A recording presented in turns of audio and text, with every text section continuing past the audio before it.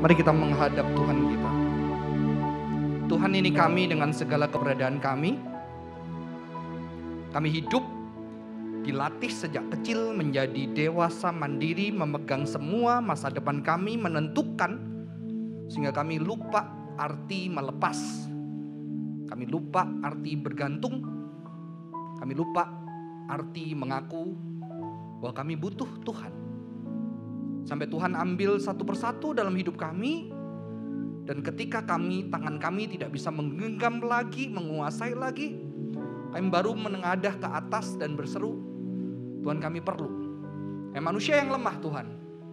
Dan biarlah hari ini kembali kami boleh datang dengan hati itu. Tuhan, tuntun hidup kami dengan firman-Mu. Bagaimana kami harus hidup menjadi anak-anak Tuhan di tengah dunia yang terus berubah, yang unpredictable, yang kadang kami tidak tahu masa depan seperti apa. Tapi kami masih hidup sampai hari ini. Kami kembali minta, bimbing kami, pimpin kami melalui kebenaran firman-Mu. Berkati hamba yang penuh dengan keterbatasan, boleh jadi berkat buat teman-teman di tempat ini.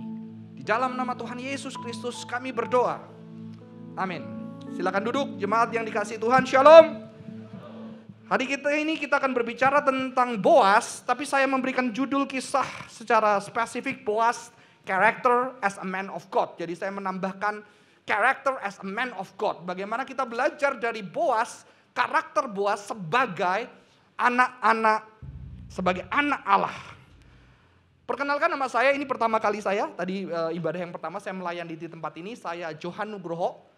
Saya melayani di Sing Sanctuary yang Hearted Nurturing Community itu di GKY Puri Indah, dan saya di luar gereja sedang membangun satu komunitas yang bernama Vestige Community.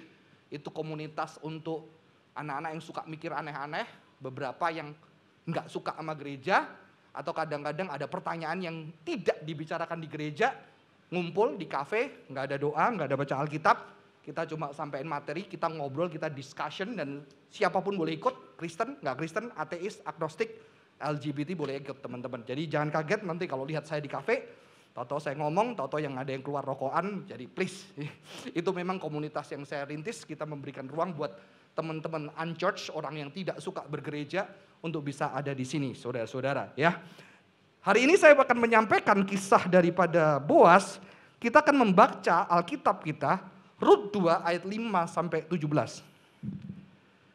Saya akan bacakan buat setiap kita. Rut 2 ayat 5 sampai 17. Lalu Boaz kepada bujangnya mengawasi penyabit-penyabit itu, dari manakah perempuan ini? Bujang yang mengawasi penyabit-penyabit itu menjawab, dia adalah seorang perempuan Moab. Dia pulang bersama-sama dengan Naomi dari daerah Moab. Tadi ia berkata, izinkanlah kiranya aku memungut dan mengumpulkan jelai dari antara berkas-berkas jelai ini di belakang penyabit-penyabit. Begitulah ia datang dan terus sibuk dari pagi sampai sekarang, dan seketika pun ia tidak berhenti. Sesudah itu berkatalah Boaz kepada Rut, dengarlah dahulu anakku, tidak usah engkau pergi memungut jelai ke ladang lain, dan tidak usah juga engkau pergi dari sini, tetapi tetaplah dekat pengerja-pengerja perempuan. Lihat saja ke ladang yang sedang disabit orang itu. Ikutilah perempuan-perempuan itu dari belakang, sebab aku telah memesankan kepada pengerja-pengerja lelaki, jangan mengganggu engkau. Jika engkau haus, pergilah ke tempayan-tempayan dan minumlah air yang dicedok oleh pengerja-pengerja itu. Lalu sujudlah Rut menyembah dengan mukanya sampai ke tanah dan berkata kepadanya, mengapakah aku mendapatkan belas kasihan daripadamu, sehingga Tuhan memperhatikan aku, padahal aku ini seorang asing? Boaz menjawab, telah dikabarkan orang kepadaku dengan lengkap segala sesuatu yang engkau lakukan kepada mertuamu sesudah suamimu mati. Dan bagaimana engkau meninggalkan ibu bapamu dan tanah kelahiranmu serta pergi ke suatu bangsa yang dahulu tidak engkau kenal. Tuhan kiranya membalas perbuatanmu itu, dan kepadamu kiranya dikaruniakan upahmu sepenuhnya oleh Tuhan.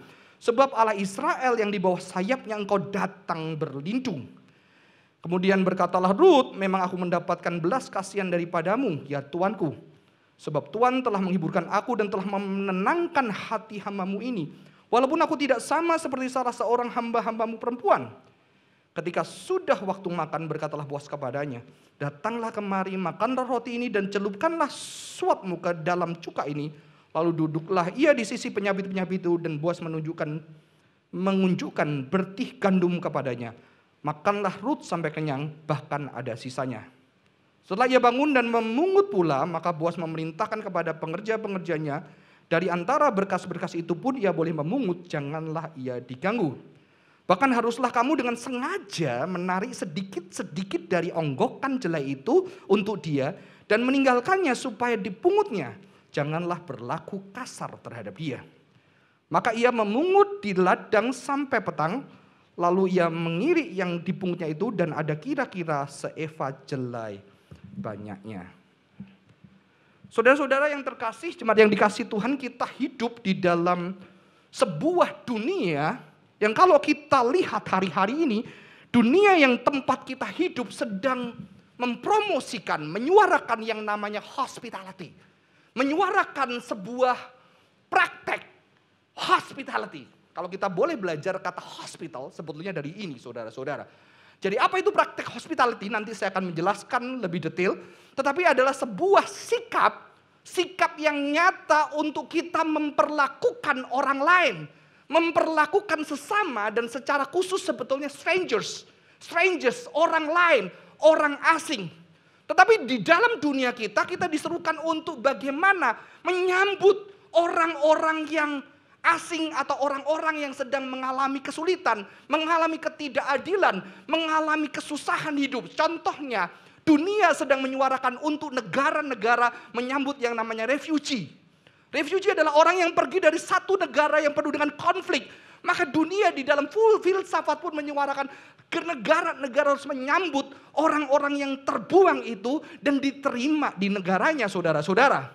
Dan bahkan tidak hanya refugee, bahkan dunia juga menyuarakan perlunya orang menyambut wanita. Mengapa? Karena di dalam sejarah dunia patriarkisme yang mana pria mengatur semua sistem di dalam masyarakat dan dunia semua diatur oleh pria, ternyata banyak wanita-wanita tertindas. Wanita yang mendapatkan pekerjaan yang lebih berat tetapi gaji yang lebih tidak pantas. Terkadang-kadang di gereja juga hamba Tuhan pria dan wanita diperlakukan secara berbeda, saudara-saudara. Maka juga diserukan hospitality terhadap para wanita. Anak saya sudah protes. Mengapa yang cuci mama sama kita? Kebetulan satu keluarga cewek semua. Saya cowoknya. Dan sekarang saya berlatih nyuci dan jemur bareng bersama dengan anak-anak saya, saudara-saudara. Jadi kalau malam, ayo kita jemur bareng gitu. Dan mereka merasa bahagia. Ternyata papanya tidak seperti yang digambar-gambarkan pria-pria lain. Dan saya boleh mengaku bahwa saya lebih jago menyetrika sekarang, saudara-saudara ya. Saudara-saudara, mereka meneriakkan, generasi ini meneriakkan hospitality terhadap orang yang tertindas. Ya. Di dalam dunia sosial, pekerjaan sudah mulai dibuka pada para wanita. Tapi ternyata keadilan, ketidakadilan itu bukan cuma pekerjaan dibuka atau enggak. Tapi pandangan terhadap wanita itu juga sebuah kekerasan, violence. Ya, tidak hanya wanita, sekarang mulai ras. Black Lives Matters ya. Mulai ada ras-ras tertentu yang mengalami ketidakadilan. Disuarakan, dunia sedang menyuarakan, promoting hospitality. Terima. Dan ternyata tidak berhenti di situ, saudara-saudara. Mengapa? Tidak berhenti kepada manusia dan sesama tertindas. Ternyata sekarang disuarakan hospitality terhadap animal yang tertindas. Kalau di Amerika lagi seru nih, animal rights. Hukum pembelaan terhadap binatang, karena binatang tidak bisa membela dirinya sendiri. Ya, gak cuma manusia, binatang mengalami penganiayaan. Sekarang hati-hati pelihara anjing. Kalau di kompleks Anda ada pecinta anjing, Anda ikat anjing lama-lama, nanti Anda diomongin di warga, betul? Ya, ada penganiayaan, ada kekerasan terhadap anjing, diomongin saudara-saudara.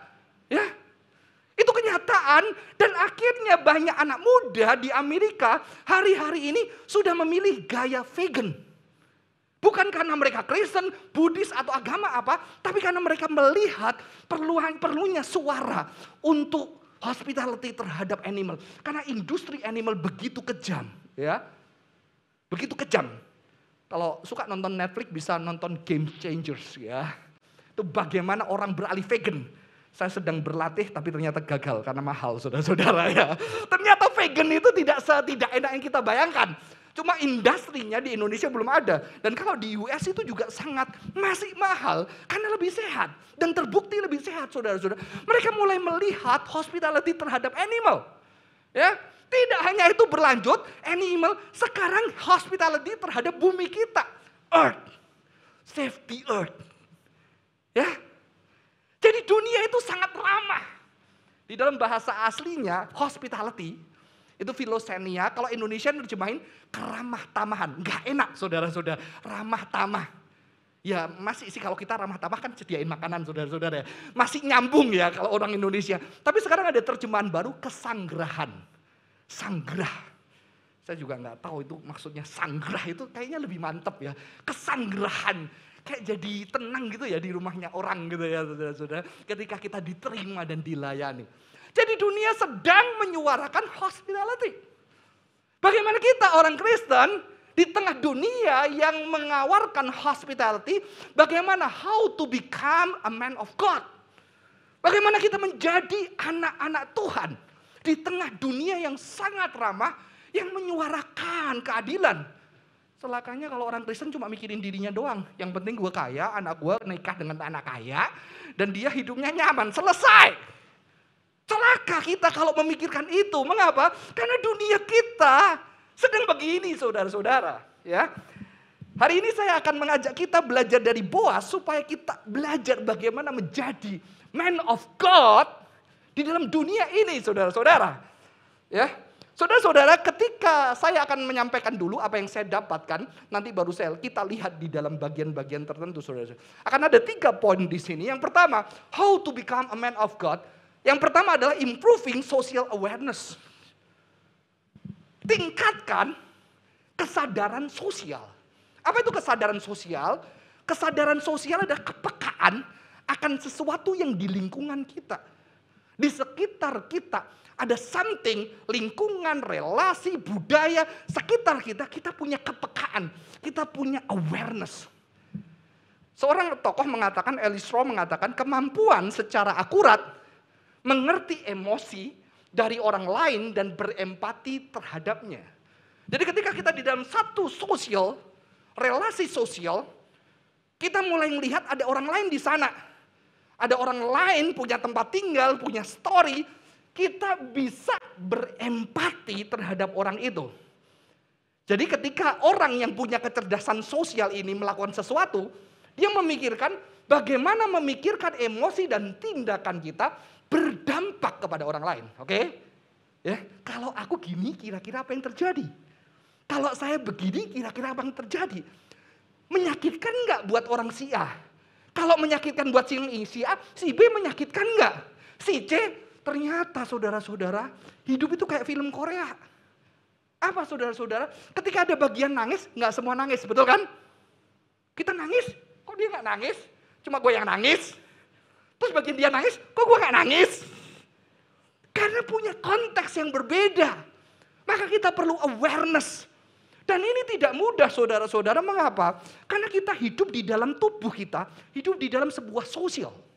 Sosial. Sejak kecil kita hidup di dalam sosial dan itu udah nempel buat hidup kita. Nggak usah sejak kecil. Siapa pecinta kopi gula aren di tempat ini? Coba saya.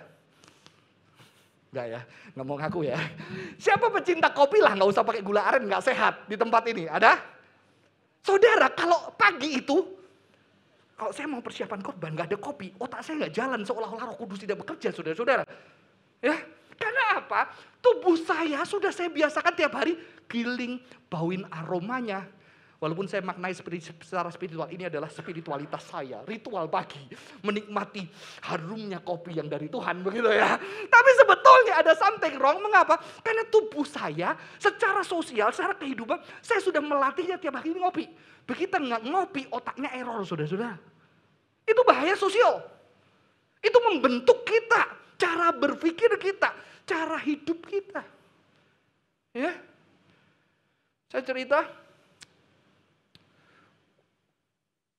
tentang sosial. Saya anak pertama, saya punya anak pertama. Saya deket sama adik saya, anak saya deket sama adiknya. Ya, usianya maksudnya. Dan biasa di situ terjadi masalah. Dan sejak kecil saya bisa di-treat bahwa kamu harus ngalah sama adikmu. Kamu lebih gede, kamu udah dewasa. Ya. Ketika itu saudara-saudara, apa yang saya lakukan? Ketika saya punya anak, saya udah dibiasakan selama 18 tahun ngalah sama adikmu. Ketika saya mengajar anak saya, kamu ngalah sama adikmu. Saya pikir itu ajaran yang terbaik saudara-saudara. Untungnya saya komunikasi cukup oke sama anak saya. Lama-lama anak saya bilang sama saya, Pak boleh ngomong gak Pak? Boleh silahkan. Pak kenapa kalau yang ngalah itu selalu Cece? Kenapa adik gak boleh ngalah? Kan harus belajar ngalah juga Pak. Saya hari itu bertobat saudara-saudara. Gara-gara anak saya, ternyata saya sudah melakukan penindasan beberapa tahun kepada anak saya. Karena apa? Karena tubuh saya secara sosial udah dibiasain. Minggu depan ngalahnya gantian. Kemarin siapa yang terakhir? Anak pertama. Lalu lanjut, kedua, ketiga. Dan ternyata ada keadilan sosial di rumah saya Bapak Ibu ya. Mengapa sulit? Karena saya sudah nempel sejak kecil. Ya, sudah nempel dan sulit berubah. Walaupun saya sudah belajar doktrin segala macam. Kalau saya nggak mulai aware, saya nggak nerima masukan anak saya atau orang lain, itu udah nempel di badan saya. Setelah saya berubah, emangnya langsung berubah? Enggak, kadang-kadang kamu ngalah sama Cece, ya salah lagi gitu ya. Perlu memunculkan awareness, social awareness yang udah nempel di badan kita. Ya, rasakan kalau ngasih nerima barang pakai tangan kiri nggak enak. Dan ketika menjulurkan tangan kanan nggak pakai mikir kan? Itu social awareness. Dan saudara-saudara ini penting, mengapa? Karena kita tinggal di dalam sebuah sosial dengan segala nilai-nilai value yang ada di sana dan ditempelkan di tubuh kita. Saya punya pembantu dulu, maid. Kalau dia berjalan saudara-saudara, kalau ini ada kursi ya, saya duduk kepala saya di sini, dia harus lebih rendah. Kalau saya duduknya di bawah, ngesot saudara-saudara. Kalau saya tiduran, nggak berani lewat, dia nunggu. Saya tahu kenapa, lewat aja. Enggak. Saudara-saudara ini sebetulnya sudah ditanamkan sejak zaman penjajahan. Kalau priayi itu duduk, kalau pribumi itu ngesot. Kalau pedagang ngesot setengah. Kalau Belanda berdiri tegak. Itu sudah ditempelkan bertahun-tahun waktu penjajahan. Setelah merdeka, nggak ada penjajah berapa tahun. Pembantu saya sampai seperti itu. Nempel di badannya. Hal yang sosial. Kalau sosialnya bagus nggak apa-apa, betul ya. Tapi kenyataannya kita nggak peka, kita terima aja saudara-saudara. Tapi hari ini kita belajar dari Boas. Untungnya Boas itu peka banget secara sosial, tetapi sosial yang diterima Boas itu sosial yang tepat saudara-saudara. Ya, karena Israel culturalnya itu dibangun berdasarkan Alkitab. Kalau saudara lihat Israel, baru itu satu negara, lagu kebangsaannya memuji Tuhan gitu ya. Bangsa lain nggak ada. Ada hak tifa kan. Lagunya itu sedih banget gitu ya. Tapi ada pujian kepada Tuhan, itu baru Israel saudara-saudara. Jadi satu sistem waktu zaman itu dibangun berdasarkan sebetulnya nilai-nilai firman Taurat. Maka itu kita lihat Boas itu punya social awareness. Apa social awareness ya? Dia tahu Rut. Dia pasti udah dengar cerita Rut. Kalau enggak dia nggak ngomong. Aku udah dengar cerita bahwa kamu wanita luar biasa. Dan dia tanya ini siapa wanita dari mana? Dan dia langsung dengar Moab. Boas langsung tahu. Moab itu negara kafir, bangsa kafir. Bukan bangsa Israel. Dan ini wanita. Dia langsung peka. Wanita, bangsa Moab, janda, wanita, miskin. Double saudara-saudara. Ya, double bahwa dia adalah strangers, orang asing yang mengalami, yang rentan sekali, mengalami violence, alami kekerasan dari sekitar. Karena dia tidak tinggal di Moab, dia tinggal di negara Israel. Jadi Boas saya percaya mengerti ini, dan dia mengerti walaupun bangsanya adalah bangsa yang diselamatkan, bangsa pilihan Tuhan, tapi dia lihat juga banyak ketidakbaikan di sana, betul? Maka Boas tahu ada satu hal, yaitu apa? Rut bisa mengalami penganiayaan, bahkan bukan cuma bangsanya. Dia merasa apa? Pengerjanya sendiri bisa melakukan violence, betul? Jadi di sini saya melihat Boas memiliki kepekaan dan pengenalan luar biasa, sehingga dia bisa lihat potensi Rut ini bisa disakiti juga oleh pekerjanya. Wah, ini luar biasa. Kadang-kadang kita hidup sebagai orang Kristen nggak pedulilah, yang penting kita dapat duit. Yang penting usaha gue lancar. Pekerja gue mau mati atau mau sakit, mau ribut terserah. Ganti yang lain saudara-saudara ya. Rekrut lagi. Mereka yang butuh gue. Tapi Boas luar biasa. Dia tahu ada seorang yang bukan karyawannya. Bahkan ketika datang ini bisa mengalami penindasan. Karena apa? Dia minoritas double. Moab, janda, wanita, miskin. 4. Minoritas. Ya. Dan di sini ada sesuatu yang indah saudara-saudara. Karena dia menyebut Ruth sebagai aset hail, artinya a woman of worth. Wanita yang mulia. Wanita yang mulia. Dan ternyata di bagian pertama, Boas disebutkan sebagai gibor hail. Bisa diterjemahkan oleh orang yang kaya, tapi ternyata ada terjemahan lain. Dia adalah a worthy man. Ya. Jadi ternyata ada sesuatu yang unik digambarkan penulis. Boas yang dikenal sebagai pria yang mulia, dia bisa ngomong kepada Ruth janda, wanita, Moab, miskin. Sebagai a woman of worth. Ya. Jadi artinya apa? Boas itu sangat wise. Karena dia melihat kelayakan seseorang tidak bergantung dia miskin atau kaya. Amin. Keberhargaan seseorang tidak bergantung miskin dan kaya. Di sini Boas melampaui socio-cultural yang dipercayai orang pada waktu itu. Ada orang bangsa dari kafir, ternyata saleh dan kesalehannya menyentuh. Dan dia melihat dia sama seperti dirinya yang dihargai orang saudara-saudara. Jadi Boas sangat mengerti budaya sosial. Kita kadang-kadang sering nolong, tapi kita nggak ngerti socio-cultural orang yang kita tolong, betul nggak? Saya pernah mengajar satu anak sekolah, dan itu ada teman saya, pelatih basketnya. Dan ternyata teman-teman itu, teman saya gajinya nggak besar waktu itu. Karena sekolahnya belum juara, saudara-saudara. Akhirnya sekolahnya udah juara naik lah ya. Harus berprestasi dulu. Dan saya bilang anak-anak, kasihan ini teman saya. Dia cuma harusnya ngelatih 1 kali, tapi dia pengen sekolah itu juara. Dia tambahin latihan bisa sampai 4 kali, tanpa bayaran. Dan saya perhatikan tuh anak-anak. Dan anak-anak yang kaya itu dari sekolah yang kaya, kumpulin duit, langsung mau membelikan sepatu salah satu pemain NBA yang terkenal. Dia baik, dia sayang, tapi dia nggak ngerti socio-cultural. Saya bilang, belum tentu dia mau pakai itu. Kamu beliin malah nggak dipakai, takut rusak. Karena dia terlalu susah hidupnya. Kamu nggak coba tanya, mau sepatu yang apa? Budget kamu kumpulin segini, mau beliin sepatu semua atau sebetulnya mau dibagi mau sepatu buat hidup. Karena saya tahu hidupnya lagi sulit. Beli bensin aja sulit. Dan untung anak-anak itu tanya, oh mau dibeliin sepatu harga segini total atau enggak? Ternyata malah saudara, dia beli sepatu yang diskon, uangnya dipakai untuk hidup. Nah ini saudara-saudara, kita nggak ngerti socio-cultural ketika kita nolong seseorang. Kita nggak mau tahu, kita nggak mau tanya, kita sok tahu. Tapi Boas ini punya hikmat yang luar biasa, dia peka sekali. Bahkan ketika dia mau menjadi Goel, dia tahu ada keluarga terdekat. Bahkan dia kemungkinan sudah melihat keluarga terdekat ini belum tentu nanti mau menebus Ruth.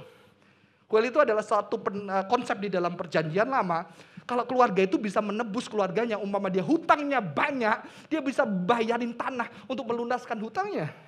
Atau sebaliknya, kalau keluarga saya dibunuh sama seseorang yang tidak bertanggung jawab, saya bisa membalaskan, menuntut keadilan untuk pembunuhnya, saudara-saudara. Ya, tapi dia tahu. Ini ada socio-cultural, ada orang yang lebih dekat yang harusnya menebus Ruth. Nanti saudara bisa baca di bagian-bagian selanjutnya.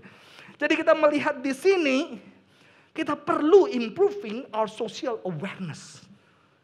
Ya, ketika kita mau mengasihi, ketika kita mau nolong orang, jangan sok tahu.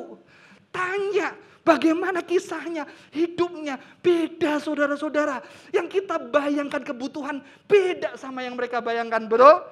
Kadang-kadang orang tua juga sok tahu sama anaknya. Gue dulu gak bisa sekolah, gue sekarang mau kerja keras supaya bisa sekolahin anak gue baik. Kan dulu sekolah. Ternyata anaknya gak butuh sekolah, anaknya butuh papanya gak terlalu kerja terlalu lama supaya bisa nemenin dia. Setelah anaknya sekolah tinggi bilang, aku gak mau kayak bapak gue, nanti gue mau temenin anak gue jadi temen yang banyak. Nanti anaknya, gue gak butuh lu temenin terus, gue udah dewasa, gue butuhnya lu kerja, duit gue lebih baik, supaya lu bisa sekolahin gue. Saudara, ini yang terjadi. Kita gak mau tahu. Socio-cultural struggle. yang melingkupi kehidupan orang-orang yang di sekitar kita.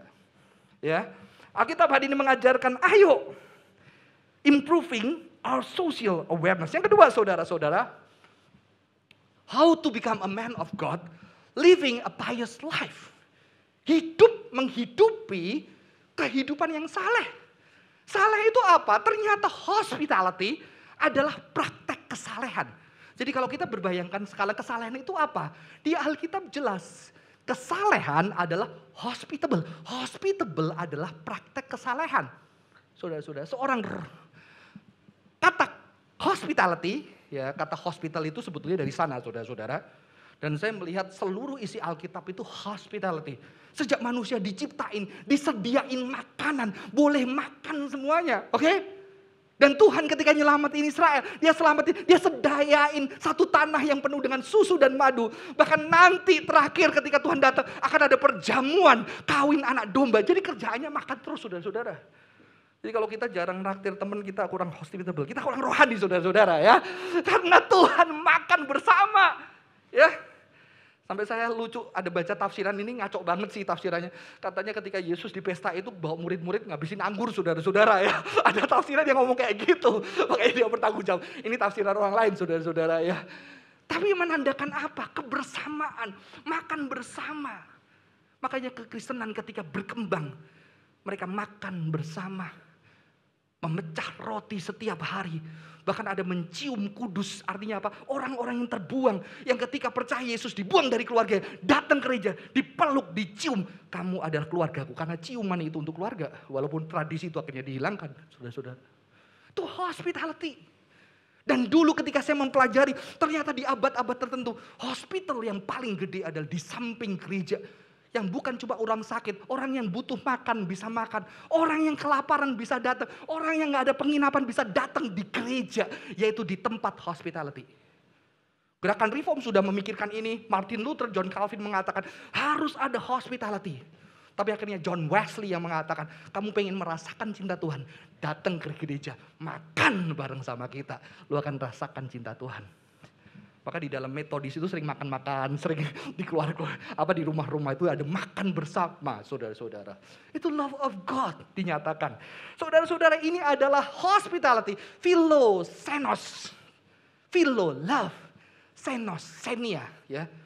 Xenia itu mobil stranger, saudara-saudara. Ya. Philosenia, cinta orang asing. Kenapa? Israel dulu asing. Di tanah Mesir ditindas. Maka ketika Tuhan membebaskan, Tuhan berkata apa? Nanti kalau kamu punya bangsa sendiri, jangan perlakukan orang asing seperti Mesir menindasmu. Kasihilah mereka. Ini adalah yang Tuhan minta ketika mereka setelah diselamatkan. Ini adalah praktek kesalehan yang dirasakan oleh sesama yang lemah, yang rentan mengalami ketidakadilan, janda, yatim, orang miskin, terutama orang asing. Strangers, saudara. Dan inilah yang dimaksud Alkitab, kesalehan. Jadi living a pious life adalah hidup mempraktekkan hospitality. Itu adalah saleh. Saudara-saudara, hospitality kalau di Yahudi digambarkan oleh Bapak Abraham. Ketika ada malaikat, dia nggak tahu itu malaikat. Dia sediakan makanan, dia buru-buru melayani dengan yang terbaik. Dia kasih makan. Beda sama Lot, pelan-pelan dia, saudara-saudara ya. Malah nggak terlalu niat. Tapi Abraham tetap ternyata dia sedang menjamu malaikat. Ya, menjamu malaikat. Ini adalah praktek kesalehan di dalam pemikiran orang-orang timur dekat kuno. Sebetulnya orang Yunani juga punya pandangan. Katanya Zeus sering jadi manusia, maka kadang-kadang perlu disambut. Kamu nggak tahu kamu sambut siapa itu. Dewa-dewa, saudara-saudara. Dan bagaimana kita melihat praktek hospitality ini di dalam kehidupan Boas. Boas, saudara-saudara, dia mempraktekkan hospitality. Dia generous memperhatikan strangers, yaitu Ruth, orang asing. Ya. Dan kalau kita lihat, Yesus pun mempraktekkan ini. Yesus mempraktekkan siapa? Memperhatikan strangers bagi orang Yahudi, yang bagi orang Yahudi bukan sesama, yaitu orang-orang Samaria. Yang bagi orang Yahudi, kalau kamu makan sama orang Samaria, kamu kayak makan babi. Orang Samaria kalau babi, Yesus memperhatikan seorang wanita Samaria. Wanita, beberapa catatan Yahudi mengatakan, kalau wanita Samaria itu sudah ketika lahir, dia sudah menstruasi, makan najis.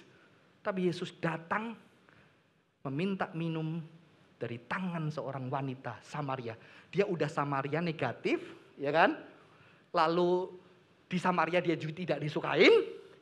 Dia wanita lagi.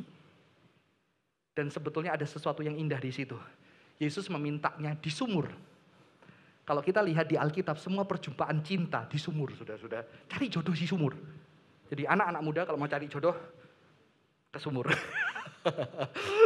Mengapa? Karena di sumur itu kita ketemu orang yang generous mana. Saya membayangkan Ribka itu mungkin jangan-jangan six pack. Karena ada onta dikasih minum semua, saudara-saudara. Hambanya Abraham dikasih minum semua. Itu kuat sekali dia. Coba saya. Ya. Karena di situ lihat ini wanita saleh. Sementara Laban lihat, oh kok habis dikasih gelang ya. Ayo ke rumah saya. Ini kurang ajar Laban ini ya. Karena lihat gelangnya. Nggak dapat dia saudara-saudara. Saudara-saudara ini adalah perjumpaan cinta terhadap orang-orang yang terbuang. Dan Boaz mempraktekkan hospitality. Dia generous memperhatikan strangers yang paling sengsara. Tapi saya juga mikir, kenapa kok nggak dikasih satu karung langsung? Enak kan? Ini Ruth, udah nggak usah ambil. Ambil. Iya kan? Ini Boaz itu kok kasihan suruh bungkuk-bungkuk nanti kalau encok gimana? Ya kan? Dari pagi lagi. Tapi saya melihat ternyata hospitality itu tidak pernah meniadakan kesempatan bagi orang untuk melakukan hospitality. Amin. Kita lihat Ruth. Boaz mempraktekkan hospitality, dijatuh-jatuhin yang banyak. Tapi Ruth tetap memungut supaya apa? Supaya Ruth dengan pungutan tangannya dan jerih lalaya, dia bisa menunjukkan cinta kepada Naomi. Keren kan? Hospitality kita tidak membuat orang di sekitar kita tidak bisa melakukan perbuatan baik. Justru hospitality kita membuat orang di sekitar kita juga dengan perbuatannya melakukan perbuatan kasih. Ya. Dulu saya kan adalah kalau nyumbang di gereja, anak saya waktu sekolah minggu udah pakai uang saya gitu. Udahlah nggak punya uang, pakai uang saya. Dia nggak pernah ngerasain uangnya sendiri, saudara-saudara. Anak saya ada 3, 1 pelit banget, 1 boros banget, satunya tengah-tengah. Biasanya anak gitu ya, mencari jalannya masing-masing. Kalau dia lihat cicinya boros, kalau gue boros celaka dia, pelit. Yang satu kok ini boros pelit, gue tengah-tengah gitu saudara-saudara ya. Dan ketika itu akhirnya apa? Untuk mengajar mereka hospitality. Ketika ulang tahun saya bilang, coba dong pakai uang tabunganmu beli nasi bungkus. Kamu pergi sama mama naik mobil kasih itu ke orang dengan tanganmu, dengan uangmu. Dan dia coba saudara-saudara. Kita salah ya ngajarin anak-anak. Sekolah minggu Yesus sayang loh, Yesus menolong orang. Dia cuma lihat gambar. Tapi ketika dia lihat, dia kasih ibu, ini berkat dari Tuhan. Ibu, ya makasih nak, makasih. Dia bilang, setiap ulang tahun gue mau kasih pakai uang gue. Kan dia mengalami dengan tubuhnya. Ya, saya memberi kesempatan kepada anak untuk dia praktekin pakai duit lu. Ya duitnya uang saku dari saya, saudara-saudara ya. Tapi paling enggak dia enggak bisa jajan kan. Karena dia harus habis beberapa ratus ribu untuk kasih orang. Ya. Saudara-saudara, hospitality tidak meniadakan hospitality yang lain. Justru membuat itu mengalir. Dan di sini Boaz tidak cuma hospitable. Dia menjadi Goel. Goel itu sahabat, saudara yang bertanggung jawab kepada keluarganya. Lebih dalam. Lebih daripada hospitality menyambut orang asing. Goel itu adalah satu prinsip penebus. Ya. Dia harus menebus tanah dan juga merawat Naomi dan Ruth. Kalau Anda jadi siapa? Boaz, pasti Anda lebih baik menikah orang yang belum menikah nggak? Pria-pria. Ini udah nggak bisa kerja dua-duanya, gue hidupin. Memang sih gue kaya, tapi lebih enak gue yang belum menikah, tetapi kaya juga gitu kan? Kita bisa daging ketemu daging gitu ya katanya. Kaya ketemu kaya. Kerajaan kita besar. Tapi di sini Boaz lebih memilih menjadi Goel untuk 2 wanita yang tertindas. Saudara-saudara. Dan dia harus menghidupi itu. Dia bisa menikah dengan yang lebih muda. Mungkin lebih kaya. Lebih keren. Lebih belum pernah menikah. Ya. Atau bangsa Israel asli, apalagi dia pria yang hebat. Dia harus nikahin bangsa Moab. Dan ada sesuatu yang luar biasa. Dia juga harus sacrifice. Karena ada Levirate marriage. Levirate marriage itu kayak gini saudara-saudara. Ketika ada satu keluarga yang meninggal prianya, itu keturunannya nggak ada. Maka harus ada keluarganya yang rela menikahi istrinya untuk menghasilkan anak-anak bagi nama keluarga itu. Maka kasus Onan, yang ketika dia harus menikahi istri saudaranya, ketika dia harus mengeluarkan spermanya, dia keluarkan di luar saudara-saudara, supaya tidak ada keturunan, itu Tuhan marah. Karena ini adalah satu hukum Levirat, ketika seseorang nggak punya anak, nggak punya keturunan, Elimelek itu satu keluarganya kan habis karena semua anak mati. Tapi akhirnya Boas rela melanjutkan keturunan atas nama dari keluarga Elimelek. Dan dari keluarga itu Daud muncul, saudara-saudara. Jadi ini ada sacrifice.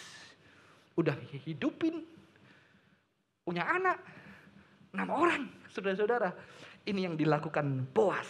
Tapi itulah orang saleh, saudara-saudara. Yang terakhir, saudara-saudara, how to become a man of God, treating others with respect.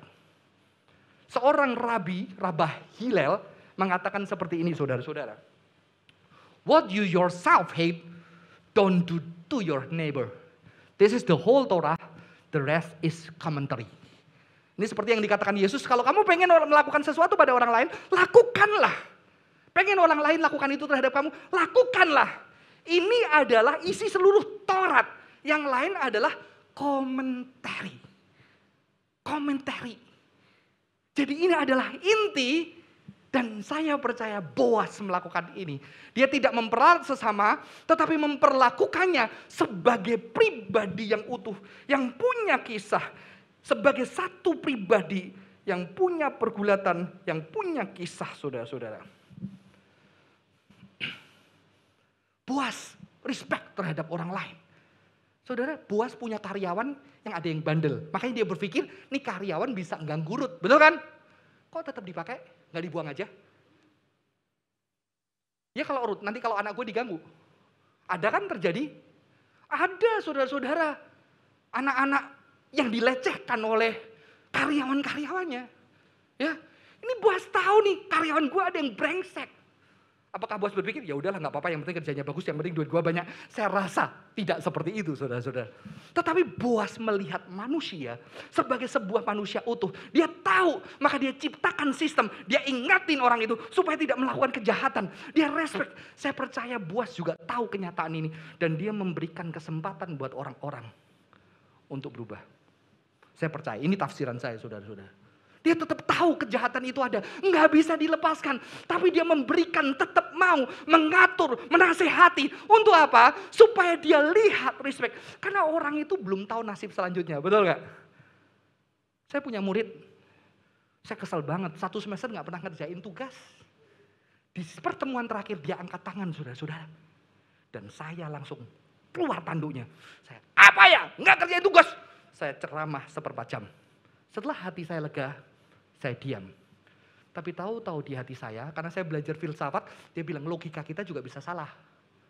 Kita pikir itu terjadi, kalau yang terjadi terakhir beda gimana? Akhirnya saya bilang, benar juga ya. Ada suara, kamu tanya, dia ngerjain jangan-jangan. Ah ngapain? Tapi akhirnya hati itu nggak bisa tenang. Terus saya tanya, sorry saya sudah terlanjur marah. Kamu kenapa angkat tangan? Dan dia dengan sedih, saya mengerjakan Pak, tapi takut salah. Gimana saudara? Pertemuan terakhir. Langsung ada di otak saya, jangan salahkan saya. Siapa suruh nak ngerjain dari dulu. Saya mau ngomong itu saudara-saudara. Tapi hari itu kayaknya Tuhan gerakin saya untuk bilang, kamu harus say sorry, kamu salah loh. Kamu bunuh kehidupan orang karena dia melakukan hal yang berulang-ulang. Terus saya bilang, sorry ya. Bapak jahat sama kamu, udah terlanjur ngomel. Padahal ternyata manusia bisa berubah ya. Bapak bunuh kamu, anggap kamu gak bisa berubah. Saya pikir saya dihuin murid saudara-saudara. Ternyata semua murid tepuk tangan.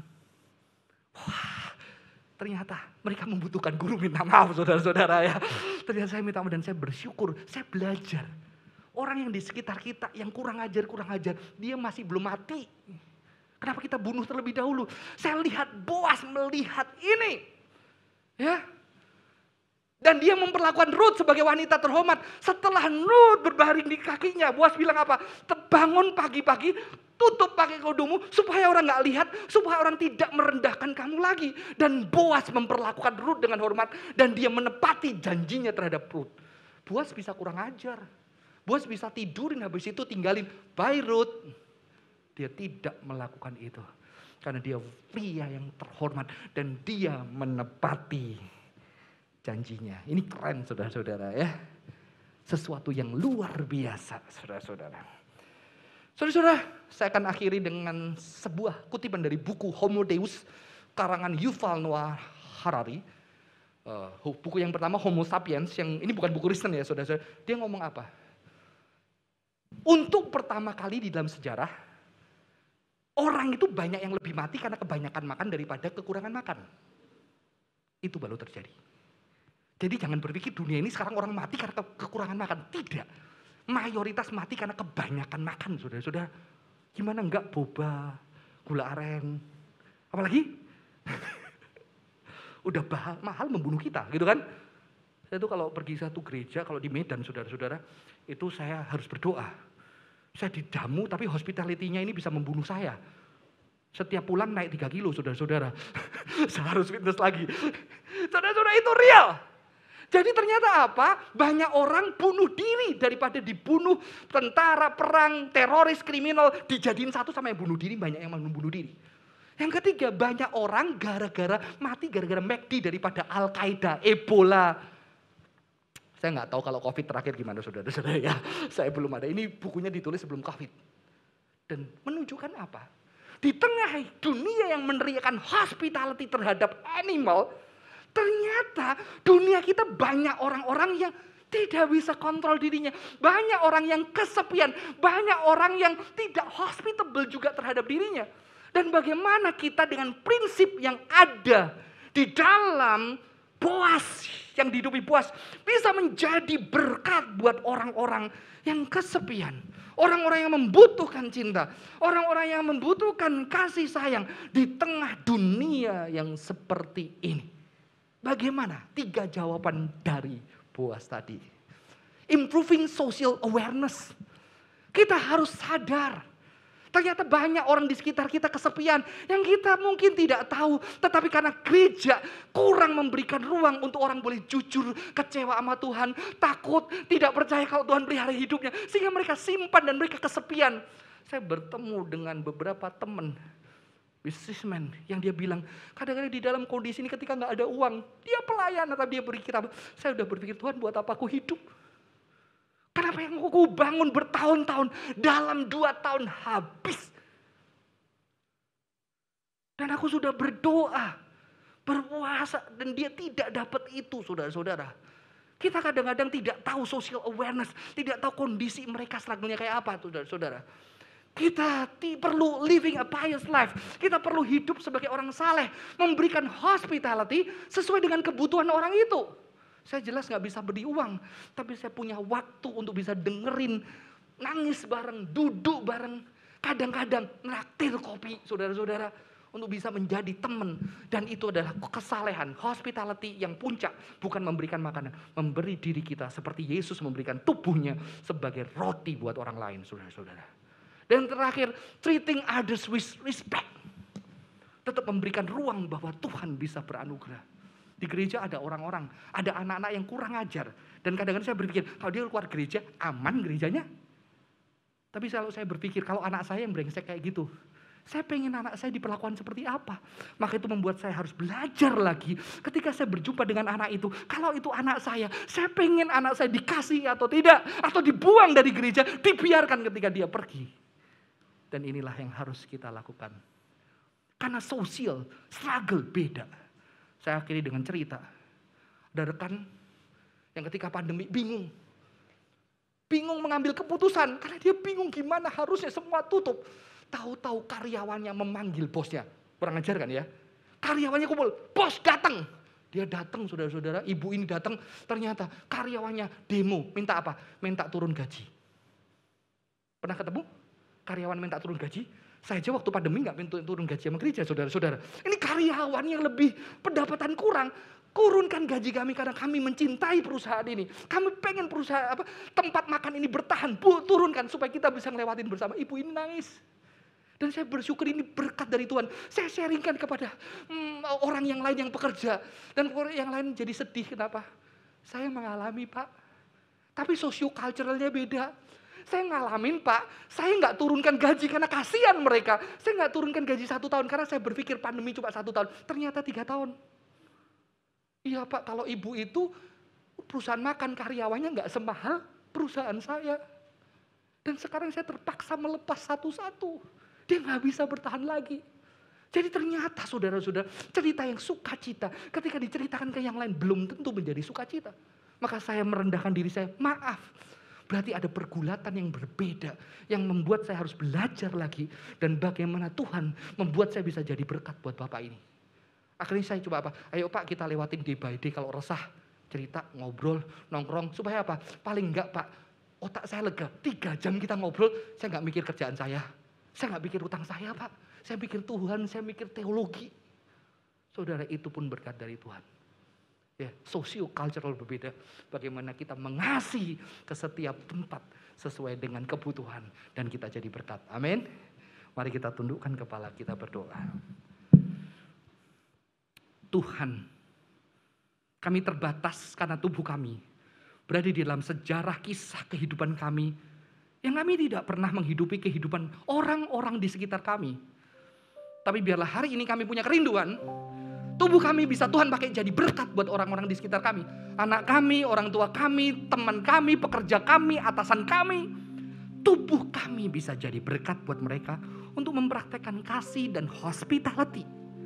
Tapi kami juga sadar ternyata kadang-kadang mengasihi tidak bisa dengan cara kami. Kami harus membuka hati kami untuk melihat setiap historis yang beda setiap orang. Untuk mendengar mereka dengan pergulatan yang berbeda. Sehingga kami menjadi teman. Seperti Yesus yang mendatangi setiap orang secara berbeda. Sesuai dengan pergulatannya. Tidak pernah menganggap mereka sebagai pribadi yang sama. Karena setiap orang punya tangisannya dan pergulatannya. Mampukan kami seperti Boas Tuhan. Memiliki sebuah kesadaran sosial. Memiliki kehidupan yang saleh. Mempraktekkan hospitality. Dan memperlakukan sesama seperti kami mau diperlakukan. Terima kasih Tuhan, di dalam nama Tuhan Yesus kami berdoa. Amin. Tuhan Yesus memberkati.